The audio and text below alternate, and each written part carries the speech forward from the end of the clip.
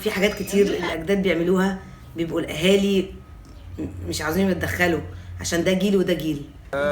حاجات وحاجات، يعني احنا بناخد اللي احنا مقتنعين بيه، وفي حاجات اكيد احنا مش مقتنعين بيها فما بنعملهاش زي ما اهالينا عملوها معانا يعني. فالاجداد كتير بيبقوا عايزين يتدخلوا في تربيه الطفل اللي هم اصلا من جيل تاني خالص. بقى ايه ده؟ ازاي بتتكلم بالطريقه دي؟ ده قليل ادب. ازاي مثلا لابس كده؟ ده احنا في الشتاء. ازاي الولد ده لابس طبقتين بس ومش 4؟ لا كمان كويس صراحه. لا شعر، لا ما تلبسش كده. لا لا لا لا لا لا لا لا لا لا لا. ازاي يبقى عنده برد مثلا ما يحطش بصله في الشراب؟ بنتي ما تلبسش كده ابدا. لا لا لا لا لا. فين الجورنال اللي حاطه في الصدر عشان يتدفى؟ حاجات طبعا بالنسبه لنا يعني اساطير، بس هو زمان كانوا بيعملوا كده. المفروض ان احنا ملناش دور في التربيه، ولو اتدخلنا ما يبقاش قدام الاطفال.